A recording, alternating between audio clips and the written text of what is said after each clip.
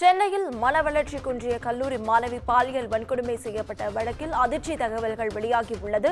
மாணவி பாலியல் வன்கொடுமை செய்யப்பட்ட விவகாரத்தில் 9 பிரிவுகளின் கீழ் வழக்கு பதிவு செய்யப்பட்டுள்ளது. 40% மனவளர்ச்சி குன்றிய மாணவி வழக்கமாக ஆட்டோவில் கல்லூரிக்கு சென்று வரும் நிலையில் கடந்த 4ஆம் தேதி கூட்டு பாலியல் வன்கொடுமைக்கு உள்ளாக்கப்பட்டிருக்கிறார். இதுகுறித்த முழு விவரங்களை வழங்க செய்தியாளர் சுப்பிரமணியன் நம்மோடு இணைப்பில் காத்திருக்கிறார். சுப்பிரமணியன், வணக்கம். விவரங்கள். மனவளர்ச்சி குன்றிய கல்லூரி மாணவிக்கு பாலியல் வன்கொடுமை செய்த வழக்கில் மேலும் ஒருவர் கைது செய்யப்பட்டிருக்கிறார். மொத்தம் இதுவரை 5 பேர் கைது செய்யப்பட்டிருக்கிறார்கள். இந்த வழக்கு தொடர்பான பல்வேறு கட்ட புதிய தகவல்கள் வெளியாகி இருக்கிறது. அது மட்டுமல்லாமல் முதல் தகவல் அறிக்கையில் பதிவு செய்யப்பட்டிருக்கக்கூடிய தகவல்கள் குறித்த தகவல்களும் வெளியாகி இருக்கிறது. மொத்தம் பெண் தோழி உள்பட மொத்தம் 8 பேர் மீது வழக்கு பதிவு என்பது செய்யப்பட்டிருக்கிறது. அதாவது 9 பிரிவுகளின் கீழ் இந்த வழக்கு என்பது பதிவு செய்யப்பட்டிருக்கிறது.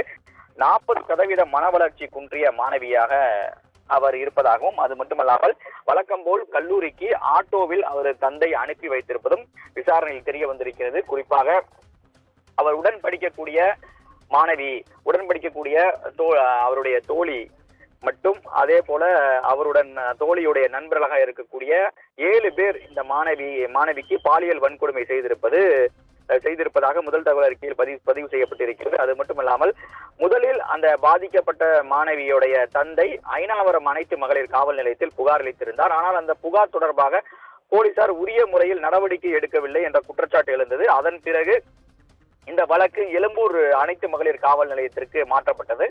அங்கு இது தொடர்பாக விசாரணை நடத்தப்பட்டு கடந்த 6ஆம் தேதி வழக்கு பதிவு என்பது செய்யப்பட்டது.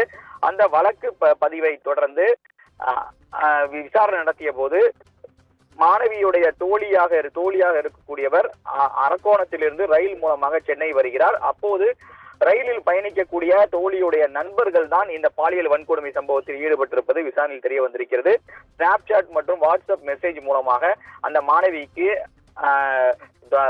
பாலியல் தொல்லை கொடுத்து வந்ததும், அது மட்டுமல்லாமல் அதில் ஏற்கனவே கைதாகி இருக்கக்கூடிய கல்லூரி மாணவர் சுரேஷ் என்பவர் தான் காதலிப்பதாக ஆசை வார்த்தை கூறி அந்த கல்லூரி மாணவியை ஏமாற்றி பாலியல் வன்கொடுமை செய்தது விசாரணையில் தெரிய வந்திருக்கிறது. அது மட்டுமல்லாமல் குறிப்பாக இந்த சம்பவத்தில் இன்னும் தலைமறைவாக இருக்கக்கூடியவர்களை தேடக்கூடிய பணியில் போலீசார் ஈடுபட்டுக் கொண்டிருக்கிறார்கள். அதே போல கல்லூரி மாணவியுடைய தோழி இதுவரை கைதாகவில்லை. அவரை தேடக்கூடிய பணியிலும் போலீசார் தீவிரம் காட்டியுள்ளனர். விவரங்களுக்கு நன்றி சுப்பிரமணியன்.